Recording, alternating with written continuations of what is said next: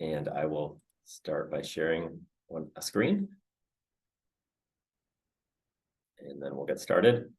My name is Dave Skovholt, working with the Department of Labor and Industry, and happy to be with you all and meet you virtually over this webinar forum this morning. I'm in the Labor Standards Division here at the department. So we are the division that oversees this new law, this Earned Sick and Safe Time law. We know that there's been a lot of employer questions. The amount of interest has been very high in terms of our website visits, in terms of our calls and emails into the department with lots of different questions from employers about the new law. So appreciate you all spending time to be here. And let's just get started on the presentation. So first, the presentation is going to go from the big picture, and we're going to get down into the nitty gritty and the more of the details. I know that probably many of you have already reviewed some of the provisions of this law, and you may have very specific questions to your situation. I will do my best to answer and respond to questions at the end. So the Department of Labor and Industry, Labor Standards is just one of the divisions within the department, and you all as manufacturers, you probably interact with us in many different ways. And you can see here in the bullet points, and you might look at those bullet points and say, yep, all those things are in some way we're interacting with you or another. We do have the workforce development programs, including the dual training pipeline and the youth skills training that do have some focus in manufacturing. So I would encourage people to look into those if you haven't already. Of course, we also oversee OSHA, workers' compensation, and then labor standards is the area that is related to wage and hour laws. So we are the state's wage and hour enforcement group, and on the federal level, it's the U.S. Department of Labor's Wage and Hour Division. So on the state level, we call it labor standards, and these are the laws that we oversee and we spend most of our time on. The Minnesota Fair Labor Standards Act is the law that regulates minimum wage. It regulates overtime payments. Women's Economic Security Act relates to those employees who are pregnant or have recently given birth. Child labor standards, of course, relates to different restrictions for employees that are primarily between the age of 14 and 17, and different hazardous types of employment situations and hours of work that they may be limited to. Prevailing wage relates to state-funded construction projects and different wage requirements. The Wage Theft Prevention Act is a very recent one that you all may be remembering from 2019, and the employee notice requirements that were also discussed a lot at that time. We also oversee many other wage and employment laws, including this new Earned Sick and Safe Time law. This slide is a reminder that not only did Earned Sick and Safe Time pass in 2023, but there was a number of other labor and employment laws that passed that are, of course, significant. And you'll see some things that on here that you all may be working on, for example, cannabis and how that relates to workplace. That's not on here, and that's because that's not something that the department has enforcement powers over. But of course, I know it's very important to you all as employers and manufacturers. Earned Sick and Safe Time, as well as the pregnancy and nursing accommodations and the family leave, both the paid family medical leave, which starts in 2026, and the unpaid leave law, those were all changed. And those first three bullet points impact all employers across the state. So I know we're focusing on Earned Sick and Safe Time, but if you would like information about changes related to those other laws, we do have great resources on our website, and the Department of Employment and Economic Development has a good resource page as well on paid family medical leave, again, starting in 2026. I won't review the rest of them, but just to say there were a number of changes. When we're talking about Earned Sick and Safe Time, our starting point for these presentations is a reminder of why this law was passed. So what this law does is it allows people to take time off without having to make the decision of whether they potentially would lose their job or whether they have to go without income for the day. So of course, that's a very important thing for employees. Also helps move the state towards a more preventative care model and reduces the spread of illnesses in workplaces and schools and other like locations and places. And a lot of us have access to paid time off. I'm sure most of you as employers have paid time off programs for either all or most of your employees currently. So the primary result of this law, or the biggest change, will be that those that do not have access to any leave, and that tends to be those on the lower income level, will have access to paid time off starting January 1st of 2024. These types of laws have been seen to positively influence recruitment and retention. And you also may be aware that the cities of St. Paul, Minneapolis, Duluth, and Bloomington have similar ordinances on a city level. So what this does really is expand out that to the whole state. Okay, so that's the why. Now we'll talk about how the law works and what are the requirements under the law. So again, the big picture is that this is moving our state from a state that has no paid time off requirement currently to a state that has a required, that employers are required to offer paid time off. So that's, a really significant change. And of course, that's why there's such a high level of interest in this and learning more, because this is a big, big change. The current sick leave and safe leave law, you may be unaware that there is a current leave law, and that is because it only impacts if you allow employees to take time off. If you have a sick leave policy currently, if employees are allowed to take time off for sick leave, again, not required under current law, but if you do, then the law says that you'd need to allow employees to use that not only to care for themselves, but to care for family members as well. So that gets rolled into the new law. What is sick and safe time? Probably people know this one already, but essentially it's the ability to care for yourself, the ability to care for certain family members, and then the ability to take time off if the employee is experiencing domestic violence, stalking, or sexual assault. And next slide, we'll go into more detail about this. Who's eligible? This is a very broad law. It covers employees of all types of industries in all different types of employment situations across the state. So again, it covers employees that are working at least 80 hours annually. So sometimes employees are working in situations that are part-time, are temporary, are seasonal. As long as those employees get to at least 80 hours annually for that employer, then they would be eligible for earned sick and safe time, to accumulate earned sick and safe time and to use it once it is accrued. Of course, independent contractors are not employees. It's not, and so they would not be eligible. We have had a lot of questions about different types of employment situations. And the essential question, or starting point question, normally is this an employment relationship? Is this person an employee? Or are they some other thing? Are they a volunteer? Are they an independent contractor?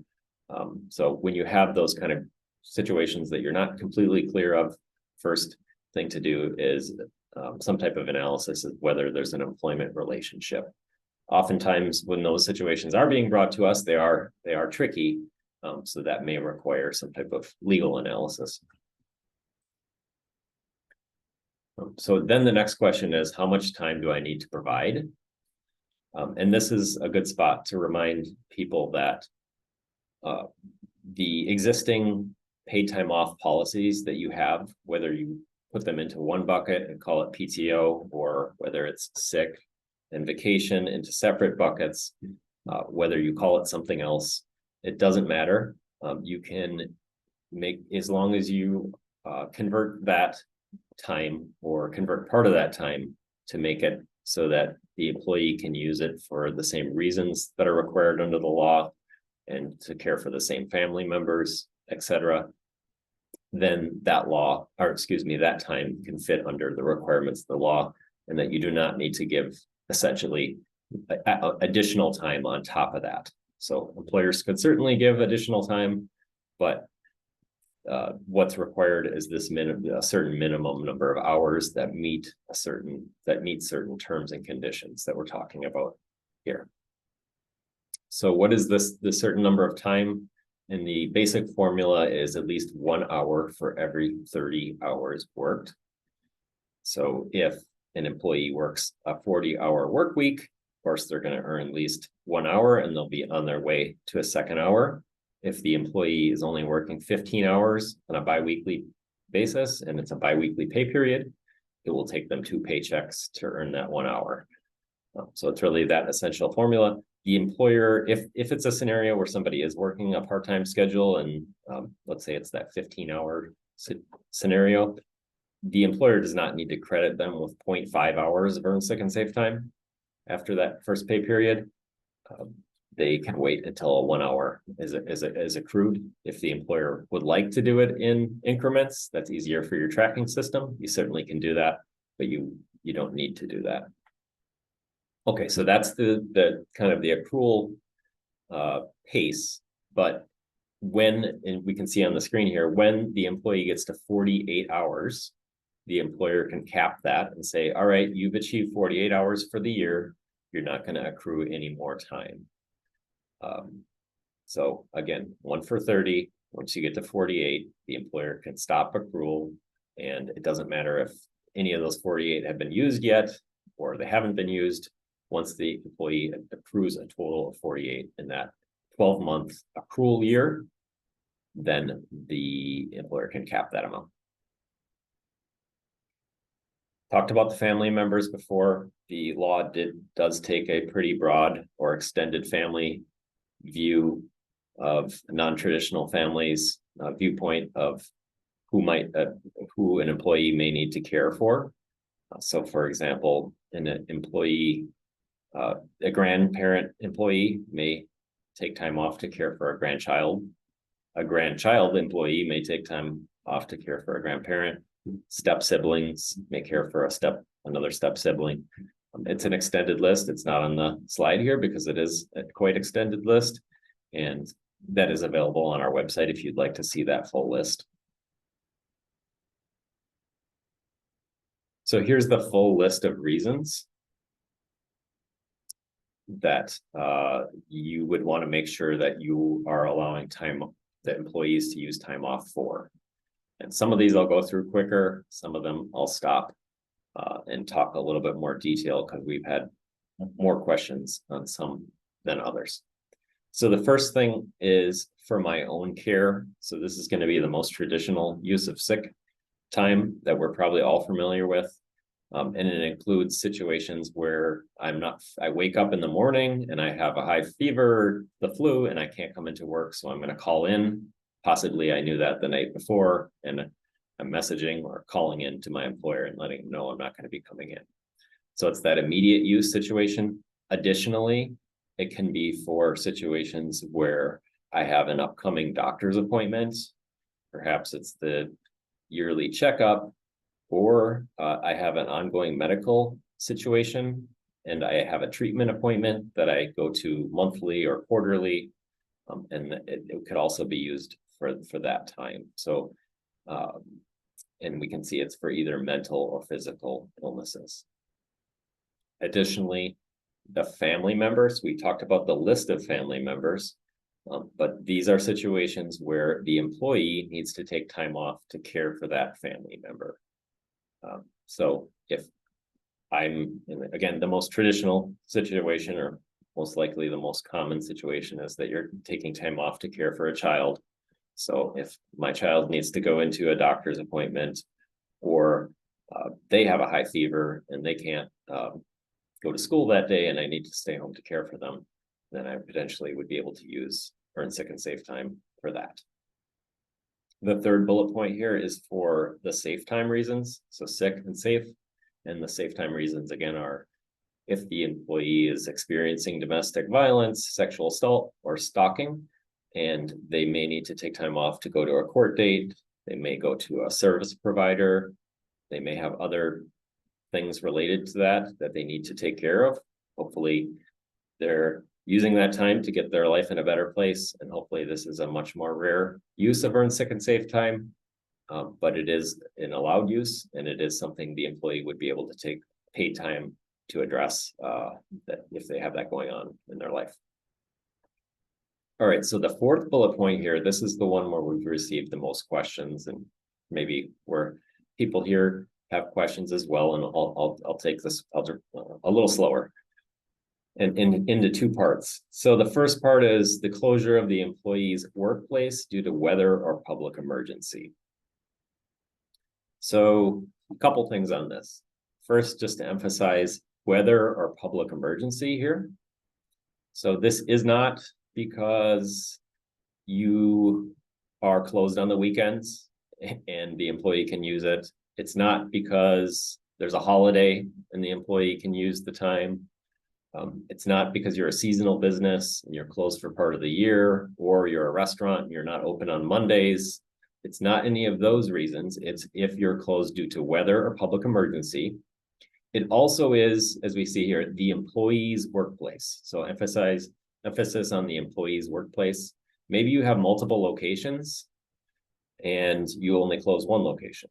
Or maybe part of your operation closes, but part of your operation stays open due to weather. So it really is going to be dependent on the individual employee's situation and whether their workplace has closed due to weather or not. Then again, the second part of this is closure of the family member's school or care facility due to weather or public emergency. So again, I will emphasize that it's weather or public emergency in that situation. So if the school care facility closed for other reasons, that's not a reason that you would be required to offer time off for. The last reason here, the last bullet point, is for pandemic related reasons. And this is basically if a health professional has determined that somebody could spread a communicable disease in a workplace. Maybe they're not feeling well in that situation, and they would fit under the first bullet point as well. So these are the required reasons. So certainly lots of employers have policies that are broader than this. And the most common, of course, is going to be vacation. So this often we get to the point where there's questions around, well, if we have a broader policy, a PTO policy, and they're allowed to use it for all these reasons, but they can also use it for other reasons, including vacation, what happens if the employee has these hours available to them and they decide to take a trip?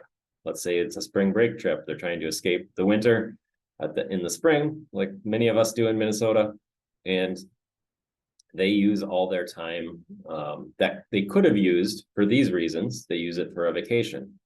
And then later in that year, fall comes around and they get sick or they have a medical issue. What is the employer's obligation at that point? How does that work? And so that's a situation where, as an employer, you have already offered the time, sufficient time that was required under the law. You made it available to them to use for these reasons up here on the screen. And so you fulfilled your obligation. So you wouldn't need to do anything else at that point. It'd be up to you as an employer.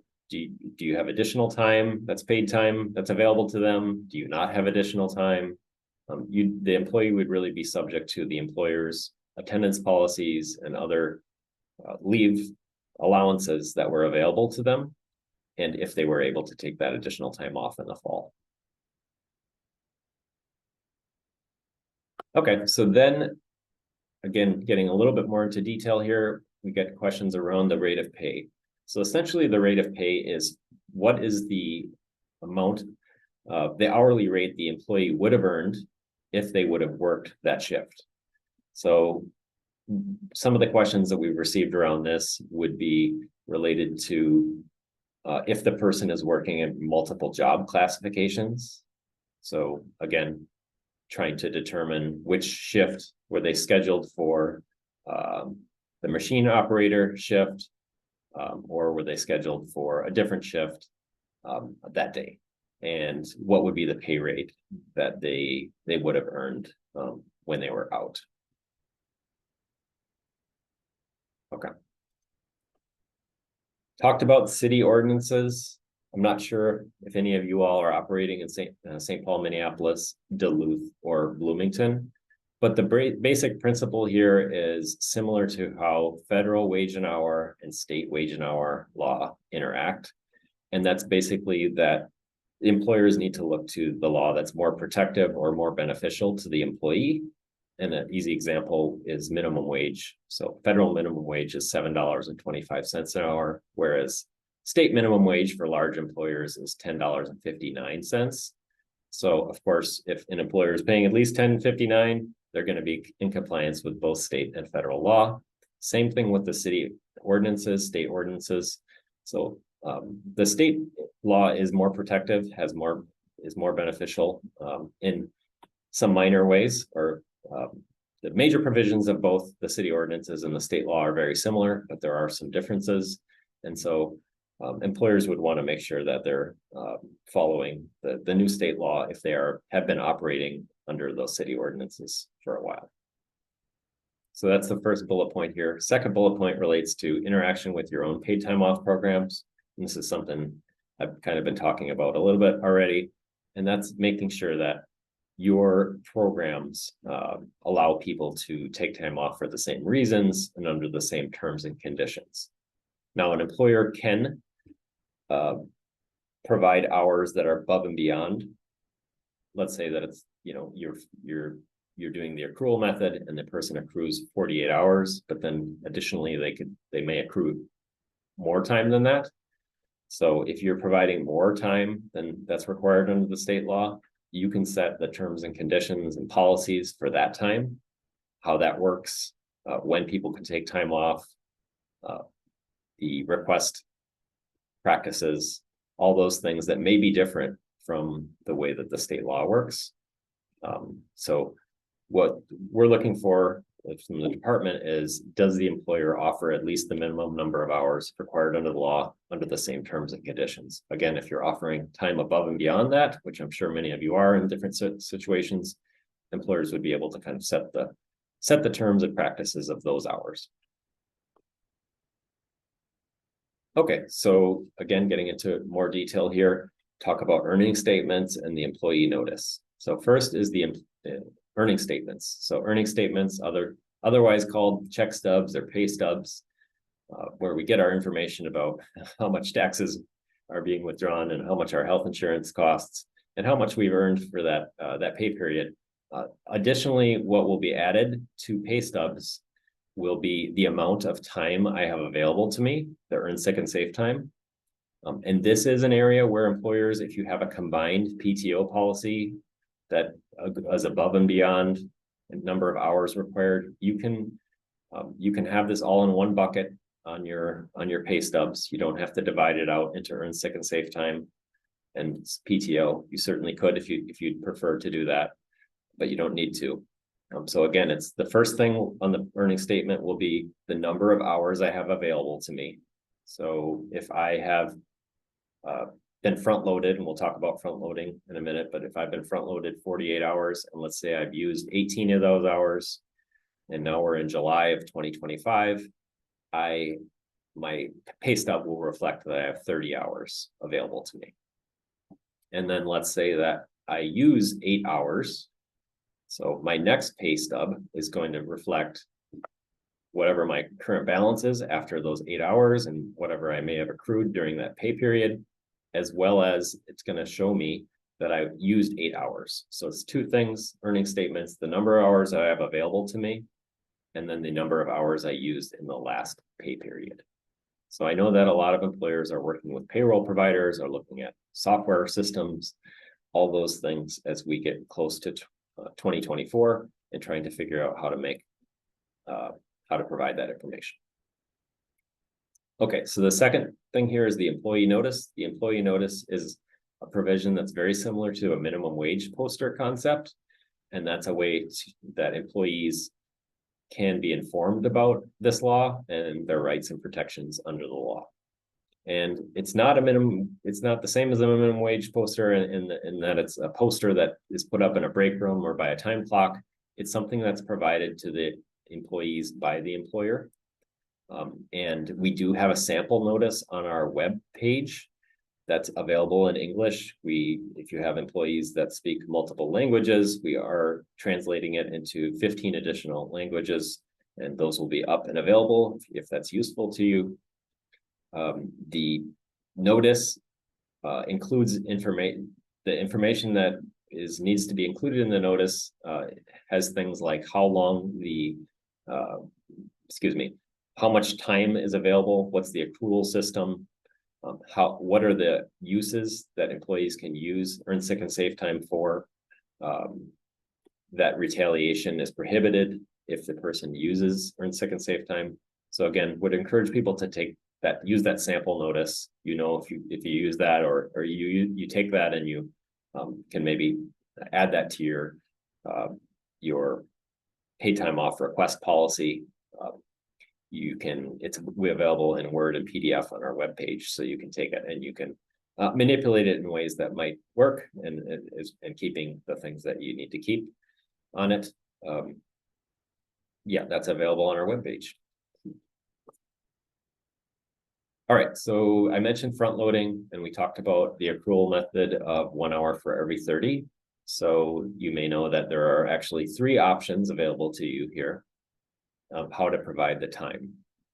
So the first option is what we've talked about so far, and that's an accrual method of 1 hour for every 30 hours worked, and the employer can cap the total amount at 48 hours in an accrual year. So again, what we mean by accrual year is a 12-month period that's designated by the employer. So some employers use an anniversary date of the employee. Some employers use a calendar year for all their employees. Some employers may use a different set of dates, a fiscal year, tax year, something like that, as the accrual year. It's up to you as an employer to determine what your 12-month period is. But once the employee reaches the end of their 12-month period and they are on the accrual method, whatever hours they have not used. So if I have accrued 48 hours and I've used 30 of those hours, I reach December of 2024 and my accrual year is the calendar year. Now I'm going to carry over 18 hours because the 18 hours I have not used into 2025. And I will accrue an additional 48 hours on top of the 18 hours. Once I reach 80 hours total, if you get an employee that was to reach 80 hours total, at that point, you can cap that amount and you don't need to have them accrue any more hours once they've reached 80 hours, unless they dip below that amount and they have not earned 48 hours in that accrual year, then they would start to accrue again during that accrual year. Of course, this is most likely a year 2 or 3 scenario, or for those employers that have accrual systems that are more generous than is required under the law. So that's the accrual method. The other thing I'll say as I get to this next slide with option 2 and 3 is that employers can certainly mix and match these options and use front loading for long-term employees, for example, or those that have been with you for more than a year, and maybe you're using the accrual method for your part-time employees or those who are in their first year of employment. I've certainly heard employers talk about doing things using that type of strategy. So the front loading option 2 would be front loading a minimum of 48 hours for 8, and there's no carryover. So that's the big part on that, but there is a payout. So any of the hours that aren't used in the scenario I talked about, I had 48 hours at the end of the year. I've used 30 hours. I have 18 hours remaining. So my employer will pay me out those 18 hours. And then at the end of 2024, and then at the beginning of 2025, they will front load me again 48 hours. So that's option 2. Option 3 is no carryover, no payout, no tracking. You're just use it or lose it. The employer is providing 80 hours upfront, and then whatever the employee uses during that year is what they use, and then they start fresh again the next accrual year with another at least 80-hour front load. All right. So I think we're getting to the end here. The foreseeable use and unforeseeable use. This is basically a provision of the law that talks about that if employers have an expectation that employees should inform them that they need the time off, that they should have a policy that's clear for the employees to understand of how to do that. And I'm guessing you already all have this already. So this is, who do I call when I have to call off? Who do I text? Who do I message? If it's a last minute call off, and then if I need time off in advance, how do I inform my employer that I'll need that time off? It's just having that system and policy that's clear for employees to understand so they can follow that. Documentation of more than 3 consecutive days. We can see that up here. That is when an employer can ask for documentation, doctor's note, for example, to substantiate the need for use. It is only in situations when the employee has been out for more than 3 consecutive days. So I know that's probably a change for employers, but yep, that's the way the law is written in terms of that requirement. This also, as a point, I'll remind people that if you are offering time above and beyond the requirement, the required hours, that you could set the terms and conditions of that time. Replacement workers, there's a provision that says that employers can't tell employees, you can take the time off, you can take the earned sick and safe time off, but you have to find somebody to replace you. Can't do that. Employers have to be are responsible for finding the replacement employees. Okay, increments of time. Talked earlier about the increments of time in terms of the accrual, that it's 1 hour blocks in terms of the accrual. In terms of the use, and I think this is something that would more likely be a scenario where somebody's asking for time off in advance. Typically, if somebody calls off, they're out for the whole day. But if somebody's asking for time off in advance, they may be in a situation where they're out for a doctor's appointment for 2 hours and 20 minutes. And that would be if the employer, for example, had a timekeeping system that was in 10-minute blocks, 10-minute segments. And so if you have that type of system, employees are allowed to take the time off in the same increments of time that the payroll system or timekeeping system tracks.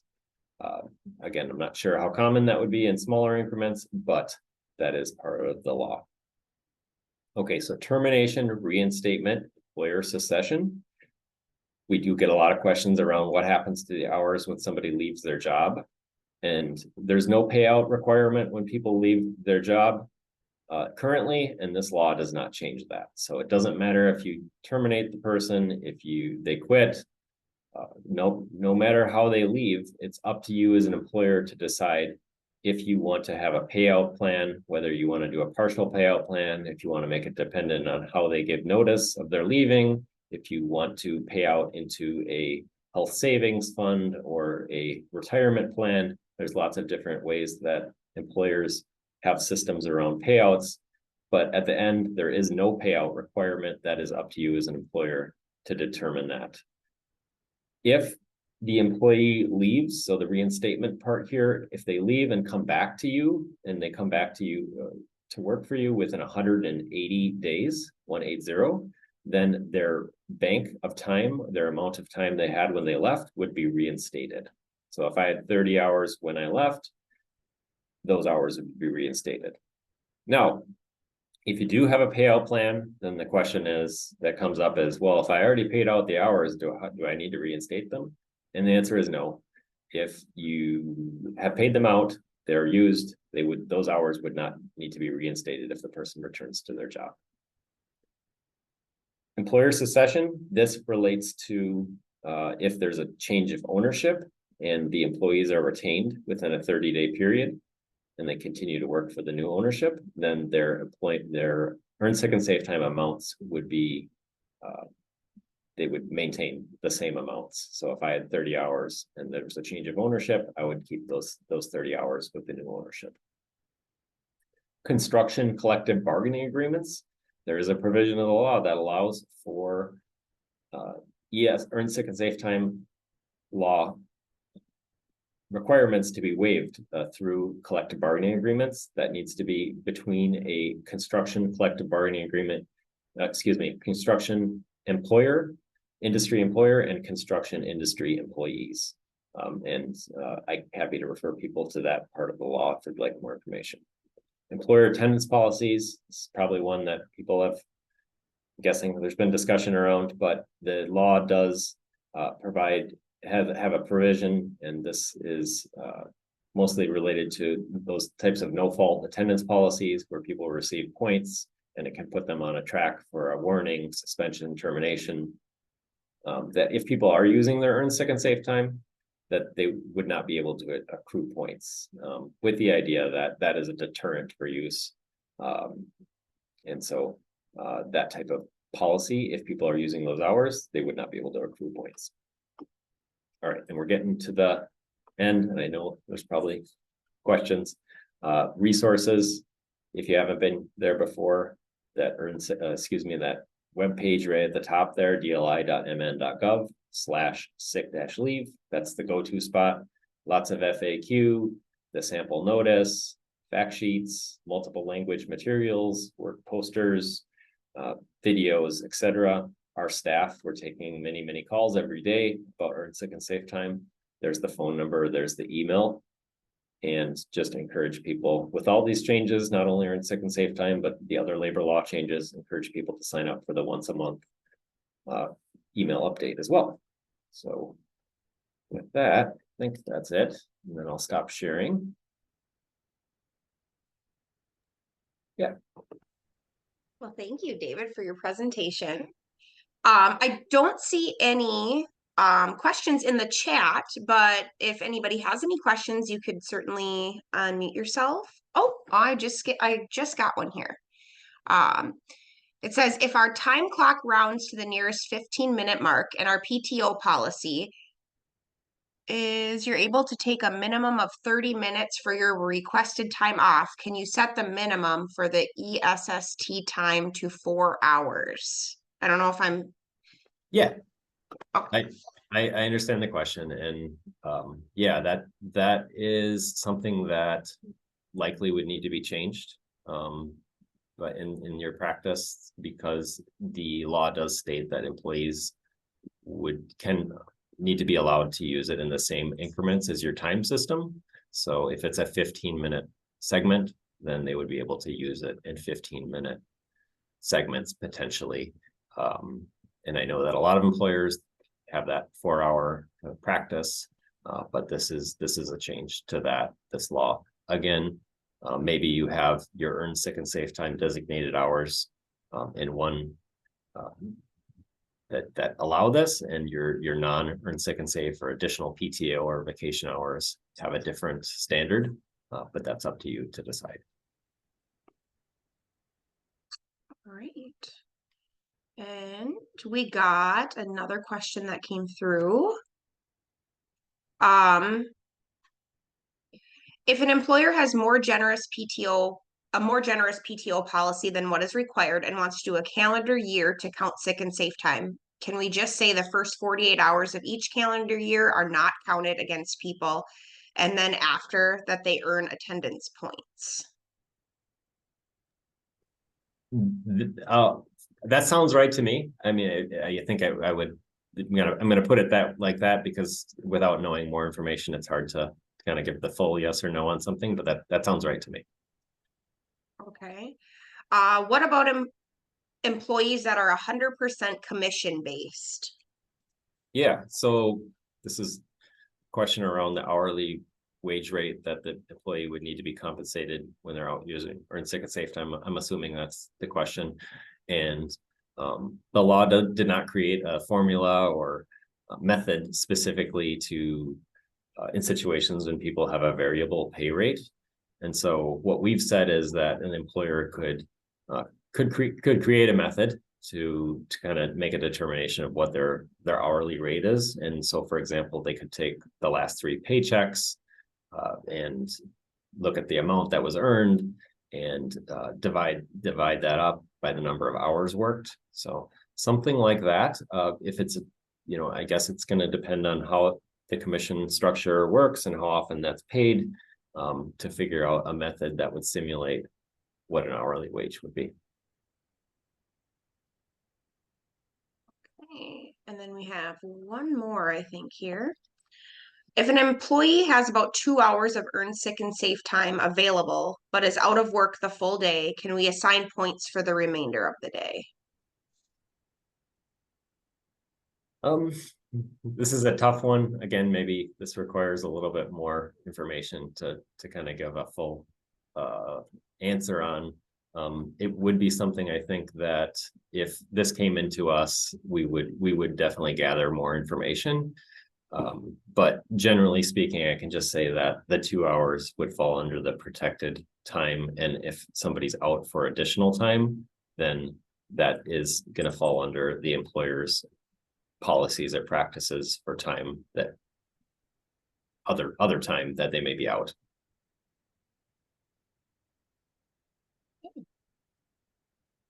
Any other questions? You can unmute yourself as well if you prefer. Okay.